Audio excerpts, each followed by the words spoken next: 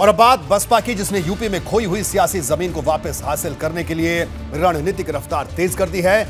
इसके लिए पार्टी के पूरा खाका तैयार भी कर दिया है। सबसे पहले बसपा ने मंडल स्तर पर कार्यकर्ता सम्मेलन करना शुरू किए, जिसके तहत अब तक 17 मंडल में कार्यक्रम हो चुके हैं। और अब जैसे ही मंडल सम्मेलन खत्म होंगे, बसपा जिला स्तर पर अभियान शुरू कर देगी।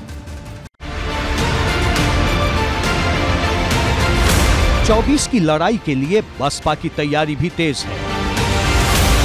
पिछले लोकसभा चुनाव में भले ही बसपा का सपा के साथ गठबंधन रहा हो, लेकिन इस बार रास्ते जुदा हैं और तैयारी अपने अपने हिसाब से हो रही है। मायावती खुद कई बार ये इशारा कर चुकी हैं कि इस बार उनकी रणनीति मुस्लिम और दलित गठजोड़ के सहारे लक्ष्य को भेदने की है। और मायावती के इशारे के बाद पार्टी ने जमीनी स्तर पर काम तेज कर दिया है। मीडिया की सुर्खियों से अलग बसपा जमीन पर तेजी से मेहनत कर रही है। बीते कई दिनों से मंडल स्तर पर कार्यकर्ता सम्मेलन आयोजित हो रहे हैं। पिछले साल 23 दिसंबर को अयोध्या से ऐसे सम्मेलनों की शुरुआत हुई थी और अब तक 17 मंडलों में कार्यक्रम आयोजित किए जा चुके हैं। अब 18 जनवरी को लखनऊ में आखिरी मंडल कार्यकर्ता सम्मेलन होना है।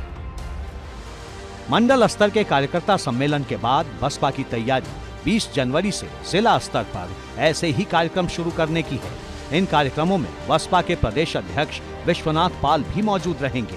इसी तैयारी के दम पर मायावती ने ऐलान किया था कि आने वाले चुनाव में बसपा का किसी के साथ गठबंधन नहीं रहेगा।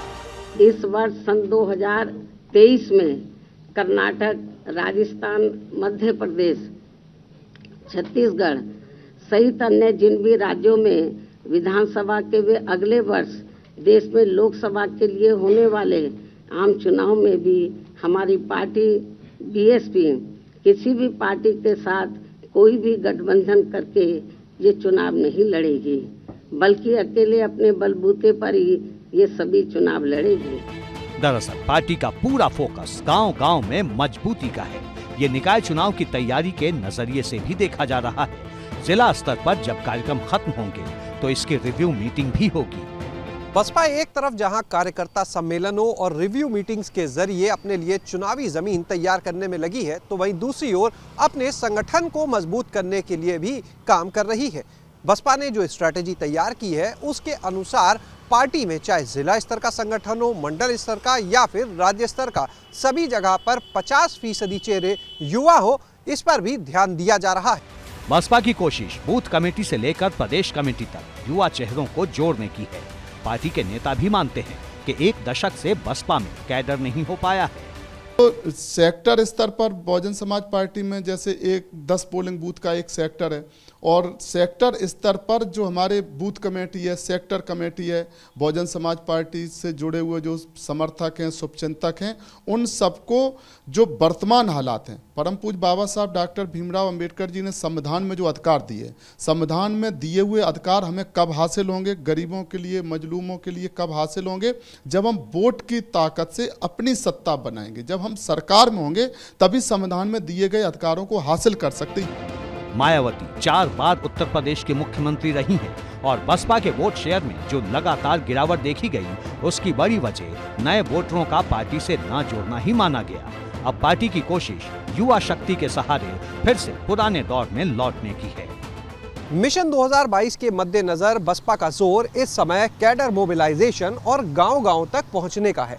लगातार पार्टी के प्रदेश अध्यक्ष सभी मंडलों में कार्यकर्ता सम्मेलन कर रहे हैं। इन सम्मेलनों की शुरुआत रामनगरी अयोध्या से हुई थी और अंतिम जो कार्यक्रम होगा वो लखनऊ मंडल का होगा। अब तक 17 मंडलों में इस तरह के कार्यक्रम किए जा चुके हैं।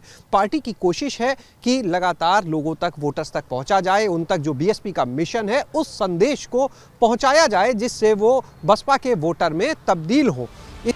यानी बसपा ने 24 के लिए ब्लूप्रिंट तैयार कर लिया है और इसकी झलक आने वाले दिनों में और साफ हो जाएगी। एबीपी गंगा के लिए लखनऊ से शैलेश अरोड़ा के साथ ब्यूरो रिपोर्ट।